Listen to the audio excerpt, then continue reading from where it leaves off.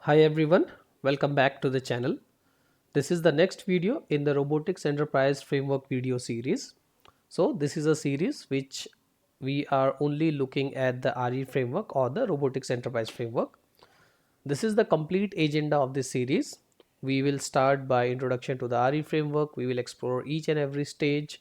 Then we will try to explore one use case, try to build that use case with the help of dispatcher performer model and everything of this by a step-by-step demonstration. Now, which is this video? This is the second video, the video one. In the video one of the series, we have already seen an introduction to the Robotics Enterprise Framework.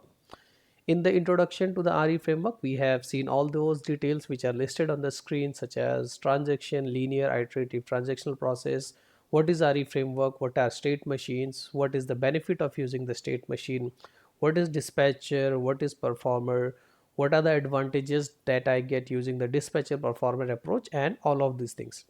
So in case you have not watched this video, I will recommend you to watch this video so that you understand the concept clearly from the scratch rather than directly jumping to the video number 2. In case you have already watched the video number 1, let us see the agenda for this video. Today we are going to explore each and every stage in the RE framework one by one. Post that, once we are done exploring all the stages in RE framework, then we will go and build the use cases. So everything which is in gray are the upcoming videos. Stay tuned to the channel to see the upcoming videos. Having said that, let us see the today's agenda. Okay, now in the video of exploration of the stages in the RE framework, as we have seen in the first video, that there are total of 4 stages in RE framework.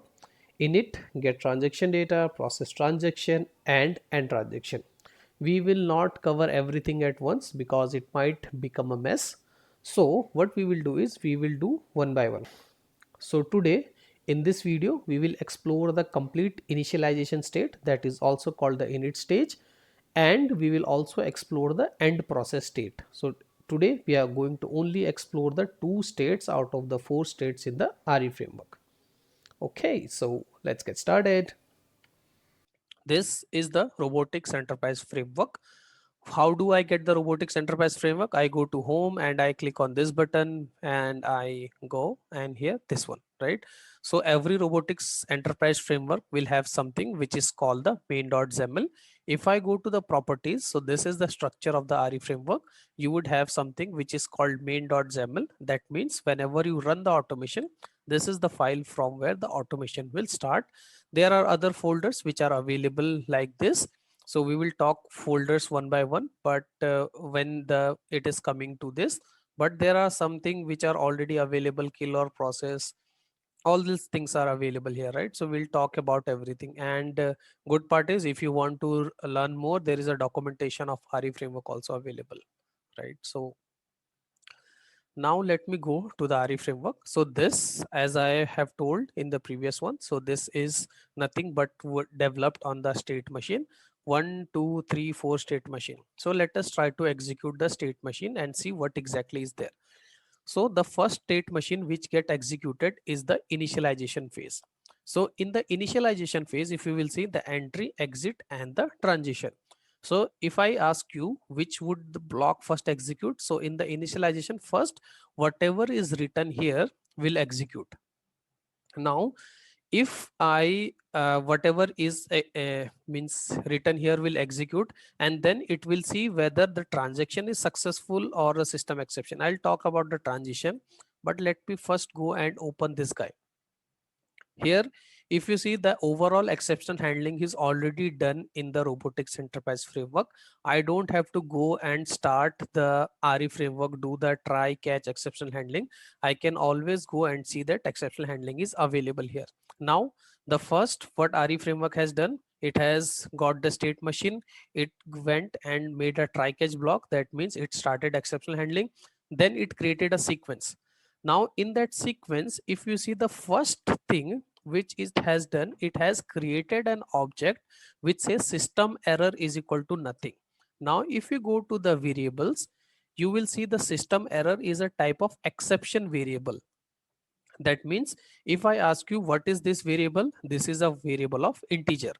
What is this variable? This is a string variable. What is this variable? This is a string variable. So similarly, if I ask you what is this variable, this is a type of exception variable. That means whenever the process start, RE framework said that I don't have any exceptions. So it has said initialize the system object to nothing. That means it is not having any exception. Okay, because we have just started. Now the next thing what RE framework is having, so that I have added by mistake. So the next thing what RE framework is having is this button which says if this is the first run, read the configuration file. Now I told you one of the benefit of robotics enterprise framework was that it has something which is called the configuration file. So where exactly is that configuration file?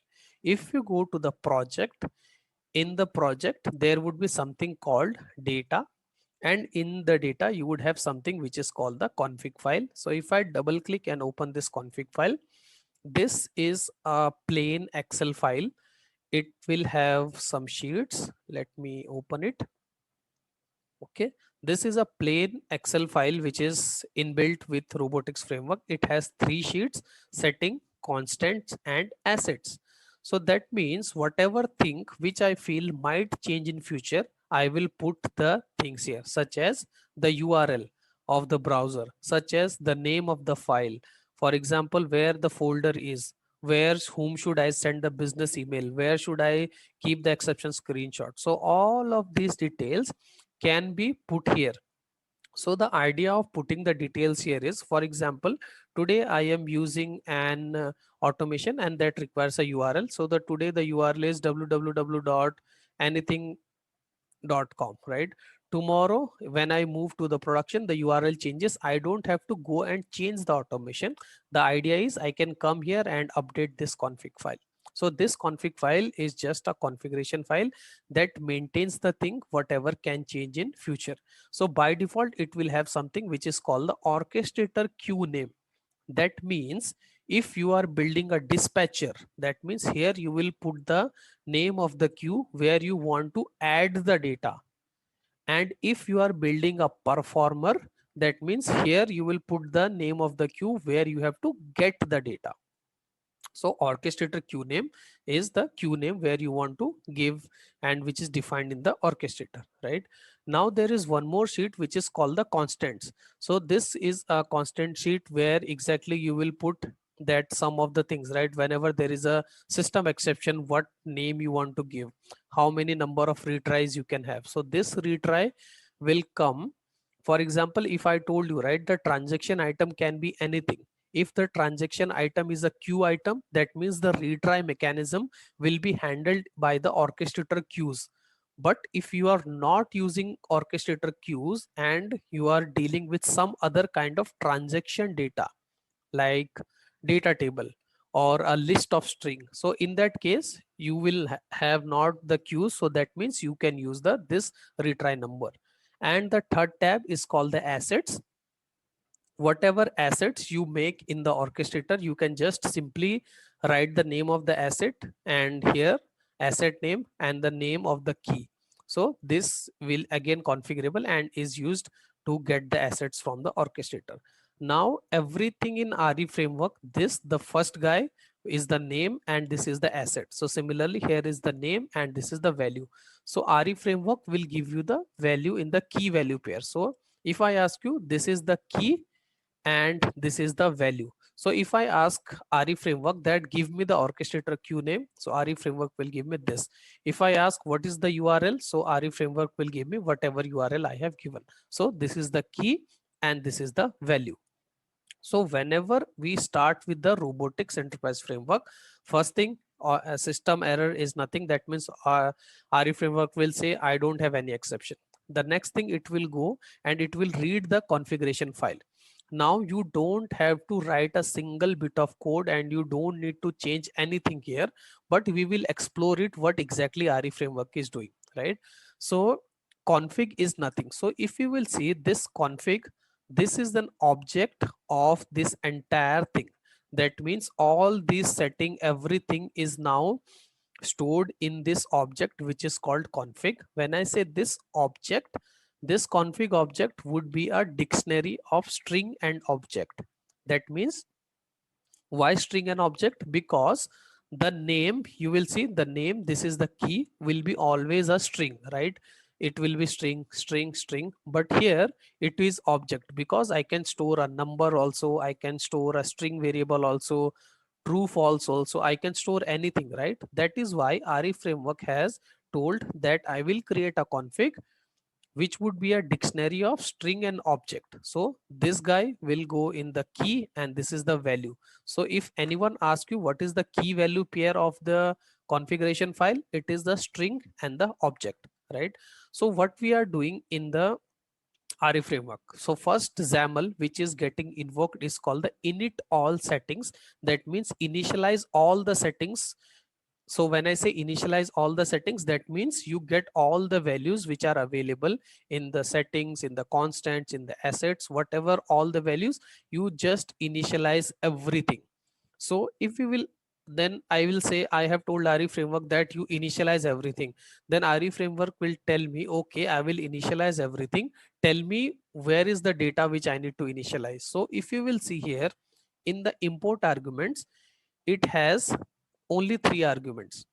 The first two arguments are called the input arguments. That means where is your config file kept and which are the sheets you want to initialize. So I want to initialize the settings, I want to initialize the constants.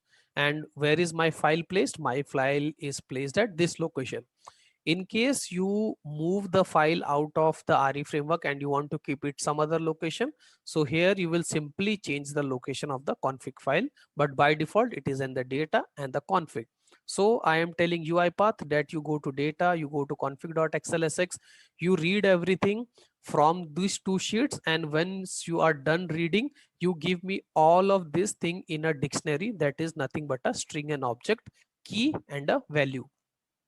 Now if you will click on the open workflow, you don't have to do any, don't need to touch this one. This is already done and coded by RE framework. See what it is doing. It is a very simple code. It has created a dictionary at the beginning, right? Now it is reading each and every sheet which you have mentioned in the argument. That means settings and the constants.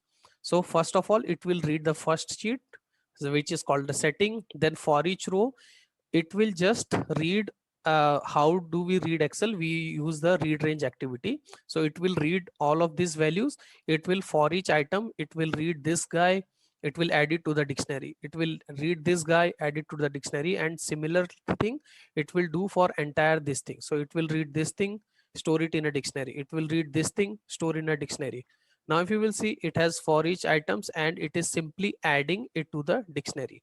And if you will notice here, it is using the read range activity of the workbook, because I told you, right, in the Excel there are two activities of read range. One is Excel and other is the workbook. So chances are there where your dispatcher is working, it might not have an Excel, so it will break, right? That is why RE framework has intelligently used the workbook activities and not the Excel application scope. So this is simply a plug and play. Now one other thing here important is that it also read the value of the assets from the orchestrator. So whatever asset you specify here, let's say tomorrow I create a credential for the Acme login. So I will use the Acme here. I will pass here the asset name which is created in the orchestrator. So let's say this is an asset which I create. We will do all of this in an example, but the assets are also loaded in the init all settings. So sometimes somebody, you might get confused that here I am only telling UiPath to read setting and constants. Why it is not where it is reading these assets? So it is reading the asset inside this workflow by using for each row in the assets. See here, read range asset. So this is to read the orchestrator asset. So this is again the same concept. You just have to read everything and get output, right? So as the output, so if you will see, as an input only the sheet name, the sheets, and the output is the config. Let me quickly show one by adding one value and how it is able to read. I'll delete this. Let me, assuming that we are writing a automation where you have to use the URL, and the URL is www dot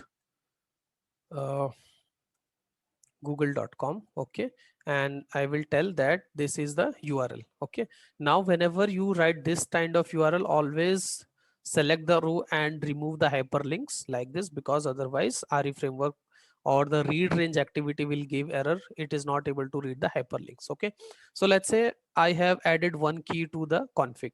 Now if you will see here in the init all settings, I have received the input here, and in the config object, let me put a debugger here, breakpoint. Okay, I will go to the main file and I will simply click on debug. Now the expectation is RE framework will go, it will read the data file, everything done, and it will give me the config object. So I want to show you how exactly the config object looks like, right? So that is why I have just placed a breakpoint there. So the now the robot will execute. It has started, and if I go to the init all, in the main only I have put a debugger. Okay, so it is throwing an error that get asset name. See why it is throwing error, because see I have put a asset name which is not available in orchestrator.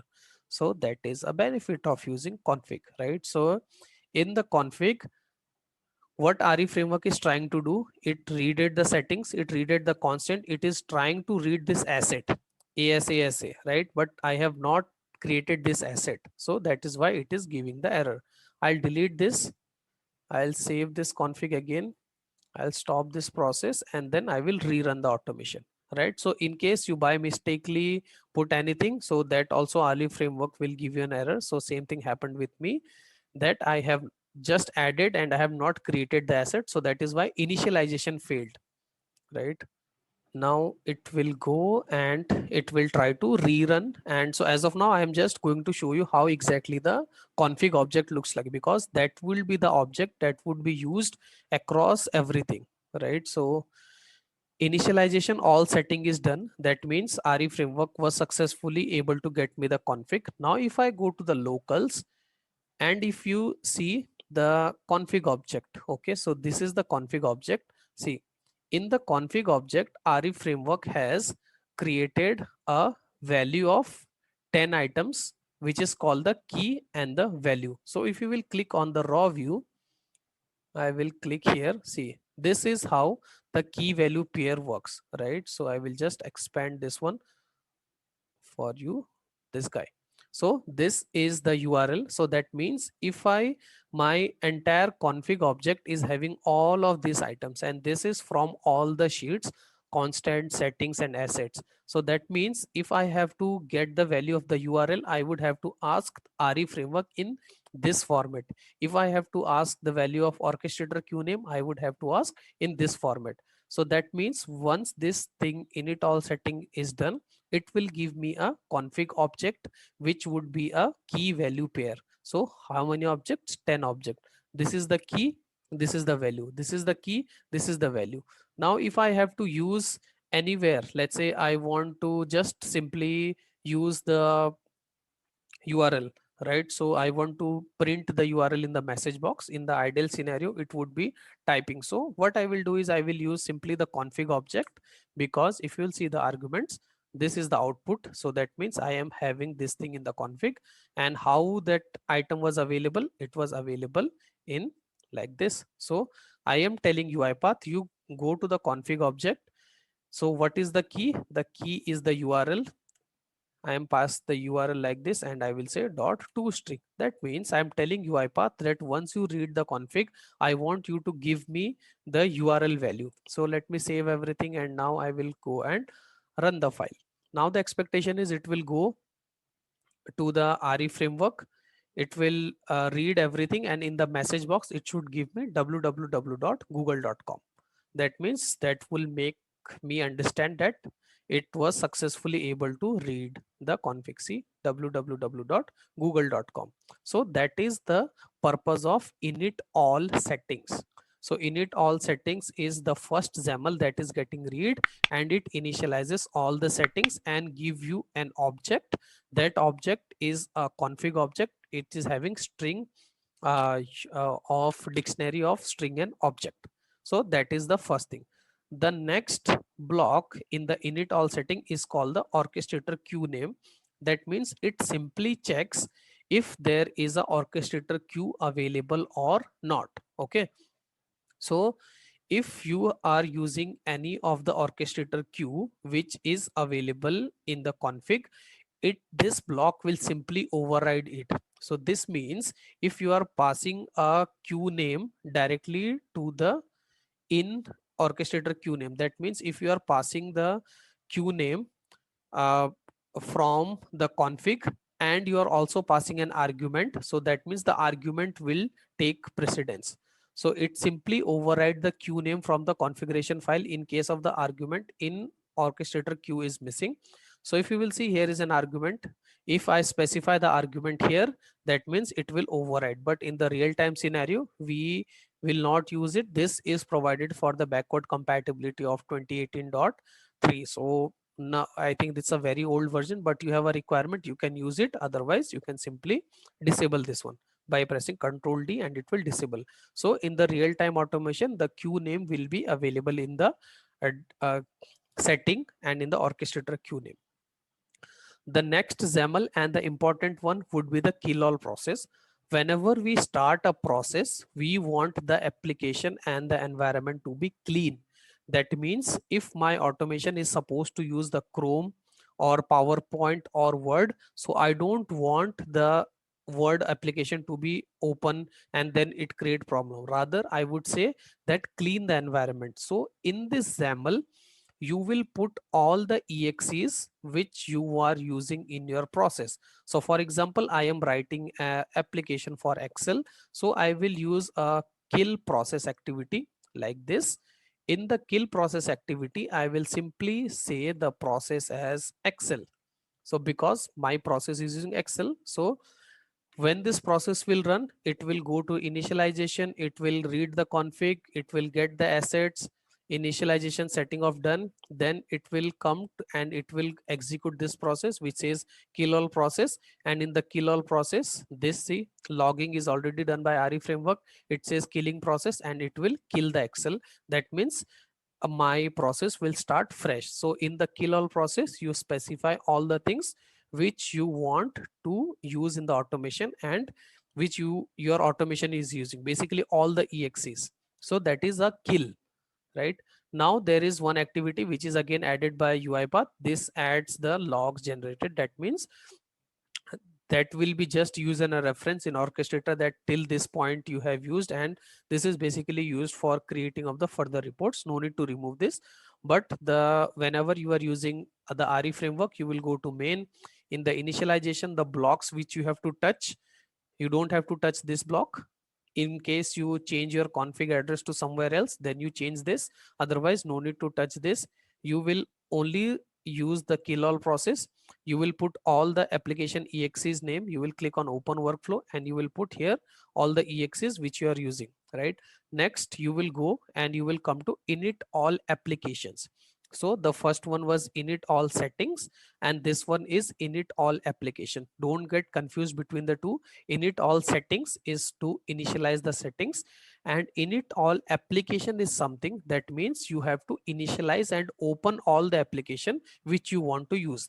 For example, if I am have to use an automation where I have to log into the Acme website, so in the init all application, if you click on the open workflow, RE framework will guide you also. See, open application used in the process and do the necessary initialization process, example login, right?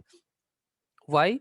Because if you remember, whenever there is a system exception happening in the process transaction, we are telling UiPath to come and initialize and open the application, right? So whenever, let's say, while processing a transaction, there was a system exception, so we come back to the initialize all application. That means I should have a logic to kill everything. So coming back to the example, you were executing a transaction and the browser was freezed, the browser got hanged. So what you will do, you will come here, the process will come back to this initialization which we were looking at. It will come here, it will kill all the processes, that means it will kill the browser, and then you have to reopen the browser. So reopen up the browser, that means you would have to initialize. So this work both the times, even if it is first time or the second time. So whatever application you are using, so you would use here. So you will use the open browser. Let's say I have to open the browser, right? So what I will do is I will simply use an activity called open browser. Now open browser will ask me that where exactly is the URL. So URL is available in the config. If you will see, arguments are already passed here in config. So I simply have to go here and write in config, and I have to write here URL dot toString. That's it.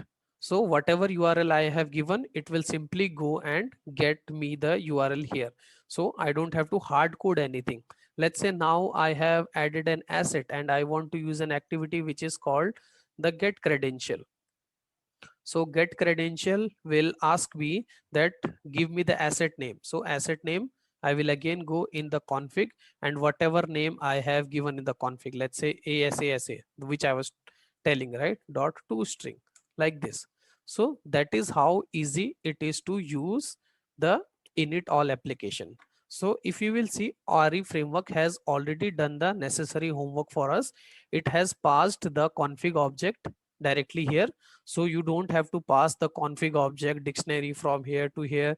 You just have to open the workflow, initialize the application, and for initializing the application, whatever things you require, that you will put in config, and you will simply use the config object. So that is main. So in the init all initialization, this thing happens. You go here, you read the configuration file, init all settings, it will give you the config object. You kill all the processes, all the application that are required in the process, and then you open all the application, job done. You will not do any process, any extraction on all these things in the init state. This is just to initialize the application.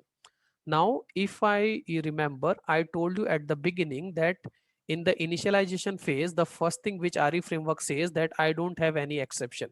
But what happens if, let's say, you try to open and read the config and you got some exception? So what RE framework does, see, now you would understand the concept of state machines. Here, RE framework has told at the beginning that I don't have any exception. So the exception object was set to nothing.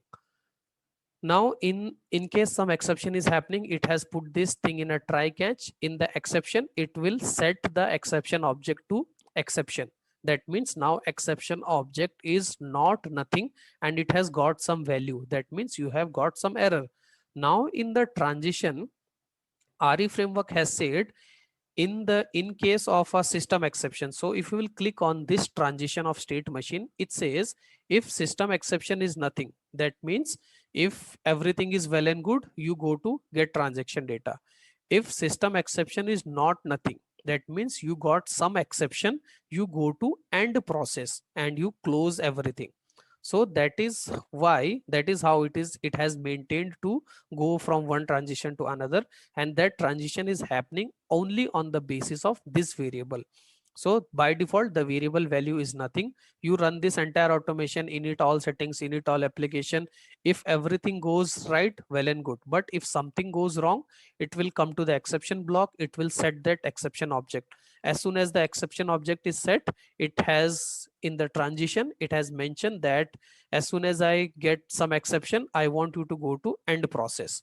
And what is end process? This is the second stage in the RE framework. So initialization, and if anything goes wrong, in the end process. End process is a simple, straightforward application. It has one XAML which is called close all application. So if you remember at the beginning, we have something which is called kill all application. where I was forcefully killing the application. So close all application is graceful close of application that I don't want to terminate. So let's say you are already logged in to the RE framework portal and now you want to close the application. So what I will do is I will attach the window. I will click on the login button. So this is a graceful close. Let's say you are logged in into some SAP application.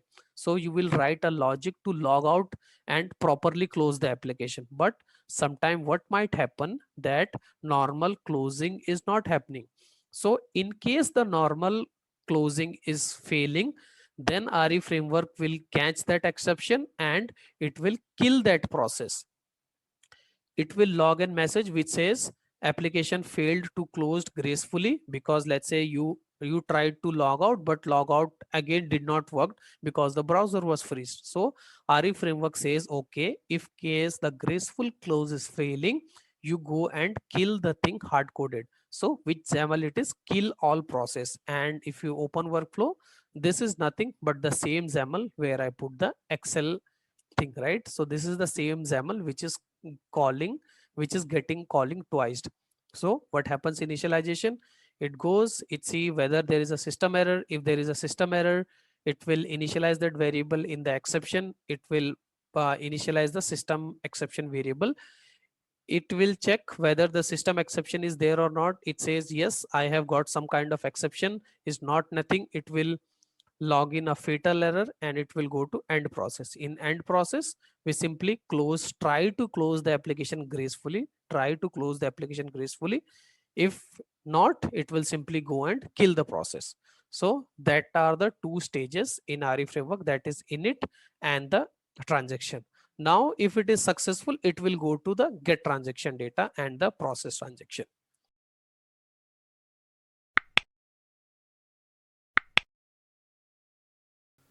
Okay, so that is all for this video. I'll wrap this video here. So just a quick recap. Today we have seen the initialization and the end process. I hope now you clearly understand the difference between two and how do we utilize them. In the next video, we are going to explore the other two stages of the RE framework, that is the process transaction and the get transaction data. And in the upcoming videos, we are going to demonstrate a use case with the help of a dispatcher and performer model. So stay tuned to the channel, and in case you face any difficulties understanding the videos or anything which you are not clear, drop me a note on the comments and I shall respond you back. Thank you for watching. If you like this video, please do subscribe to the channel and happy automation.